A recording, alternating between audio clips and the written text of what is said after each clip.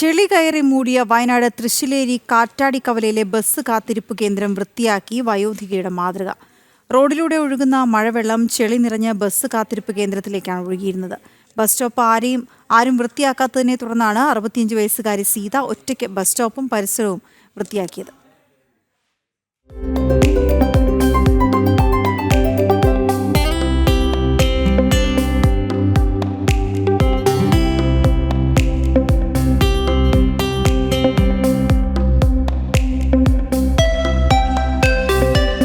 നാളുകളായി ചളിക്കുളമായി കിടന്ന ബസ് സ്റ്റോപ്പാണ് സീത ഒറ്റയ്ക്ക് വൃത്തിയാക്കാൻ മുന്നിട്ടിറങ്ങിയത്. സീതയുടെ പ്രായവും അതിന് തടസ്സമായില്ല. മഴ ആരംഭിച്ച കാലം മുതൽ കാറ്റാടിക്കവലയിലെ ബസ് കാത്തിരിപ്പ് കേന്ദ്രം ചെളി നിറഞ്ഞു കിടക്കുകയായിരുന്നു. അധികൃതരോ മറ്റു സംഘടനകളോ ഇത് വൃത്തിയാക്കാൻ തയ്യാറാവാത്ത സാഹചര്യത്തിലാണ് തൃശ്ശിലേരി വരിനിലം സ്വദേശിയായ 65 വയസ്സുകാരി സീത ഇവിടം വൃത്തിയാക്കാൻ തീരുമാനിച്ചത്. പിന്നീട് ഒന്നും ആലോചിച്ചില്ല, ഒരു തൂമ്പയും എടുത്ത ബസ് സ്റ്റോപ്പും പരിസരവും വൃത്തിയാക്കാൻ തുടങ്ങി.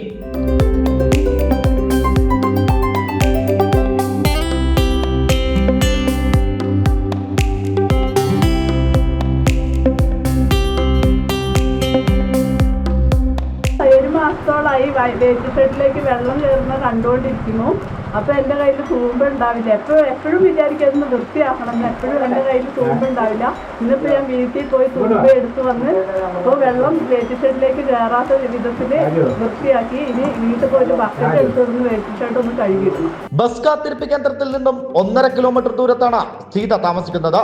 സീത ഇതിനു മുൻപും പതിവായി ബസ് കാത്തിരിപ്പ് കേന്ദ്രം വൃത്തിയാക്കിയിരുന്നു.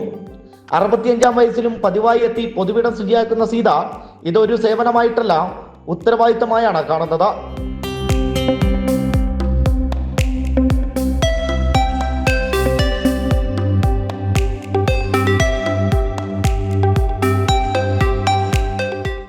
ജനം, വയനാട്.